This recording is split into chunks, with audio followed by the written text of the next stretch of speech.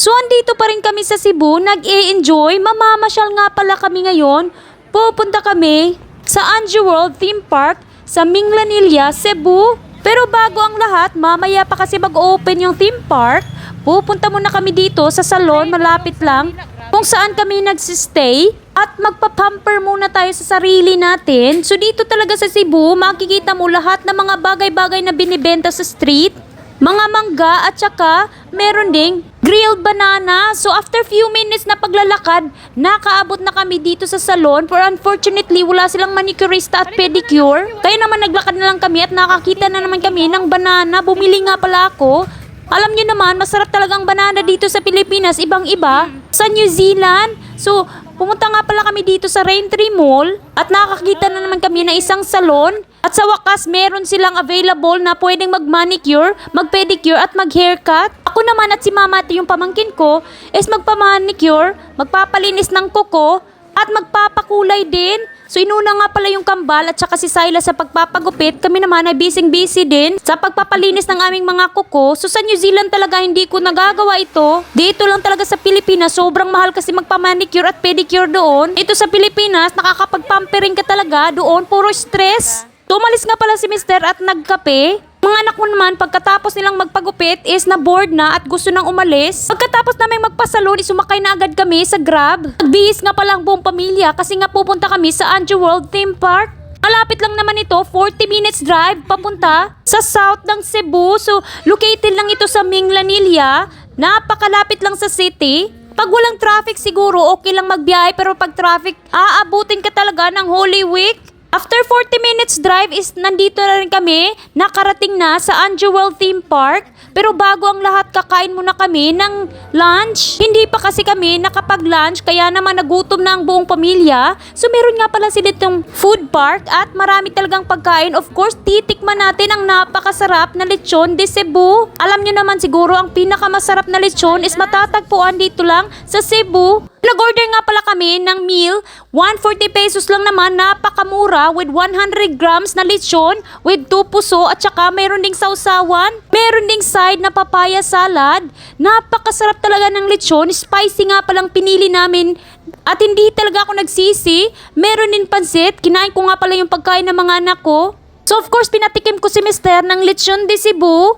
Balat nga palang binigay ko para naman talaga masarapan si Mister sa lechon. Yung spicy lechon, medyo crispy yung balat. First time din palang tumikim ni Mister ng puso o yung kanin na niluto sa coconut leaf o yung dahon ng niyog. So tinikman din pala ni Georgia yung hindi spicy na lechon. Pero unfortunately, medyo makunat yung balat.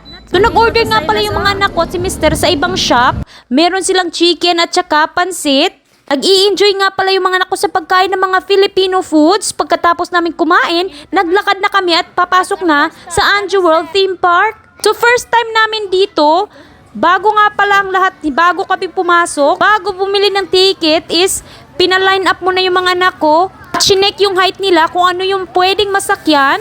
Pagkatapos namin magbayad ng ticket, 600 pesos nga pala each. Day pass na yan, unlimited rides, pwede kang paulit-ulit. So first stop nga pala namin is yung carousel. Ito naman talagang pinakamagandang sakyan na hindi nakakatakot. At pati mga bata mag-i-enjoy talaga. Hindi lang mga bata, kundi pati na rin mga matatanda. After namin sa carousel, nagpunta naman kami dito sa bumper car o tinatawag nilang London Taxi. So first time ko nga palang mag-bumper car. Yung mga anak ko naman nakapag-try na nito sa Tagaytay Sky Ranch yung nagpunta kami last year. So medyo natakot nga pala si Georgia. Palagi kasong binabangga ni Mister at si Georgia talaga ang pinakamatakutin sa kanilang mga tatlong magkakapatid. So meron nga pala tayong na-meet na follower while nagbabumper car tayo dito sa Anju World Theme Park. Maraming salamat nga pala sa panunood sa McPherson Family Vlogs. Shoutout nga pala sa inyong lahat. Hindi ko na nakilala isa-isa sa sobrang dami nila. Pagkatapos nga pala naming mag-London Taxi, dito naman kami sa Space Shuttle. So na-try na namin ito before sa Star City at nag-enjoy talaga yung mga bata. After sa Space Shuttle, dito naman kami nagpalamig muna dito sa indoor play nila. Kung gusto mong magpalamig at ayaw mo na ng mainitan, papasok ka lang dito sa indoor club. Meron silang ball pit at meron ding pangbata na mga rides. So dalawa lang naman, train at saka parang itong yumuyug-yug. Yung train nga pala ay suitable for toddler ata or yung pang baby. Nagreklamo na si Silas at gusto niya faster daw. Ito namang rides na ito, ang nag-enjoy talaga yung mga anak ko. Yuyug-yug ka kasi. Tingnan nyo naman ang mukha nila. Super enjoy talaga. Pagkatapos namin magpalamig, napag-isipan namin pumunta dito sa bumper boat. So mayroon nga pala sila ditong pwede kang sumakay. Parang boat na nagsusquirt ng tubig. So para lang bumper car, pero ito naman is sa tubig. So hindi nga pala ako sumakay. Si Georgia kasi ayaw niya. Medyo natakot na siya doon sa London taxi at ayaw na itong subukan.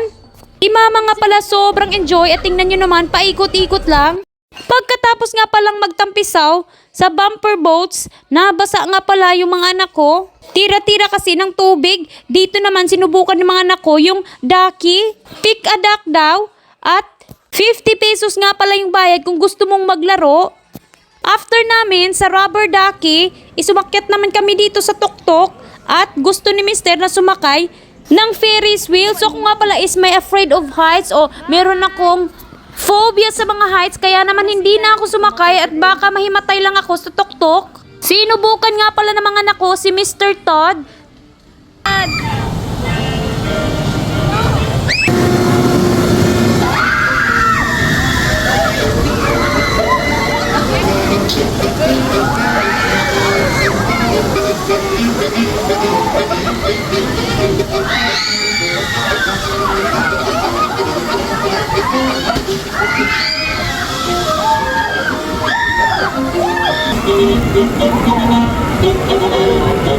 Pagkasapit nga pala ng alas 4 ng hapon, is sumakay na kami ng my bus papunta sa SM City Cebu. Natapos na pag-iikot namin sa Underworld Theme Park. So useless lang yung all day pass ko. Parang dalawa lang atang tinry kong sakyan.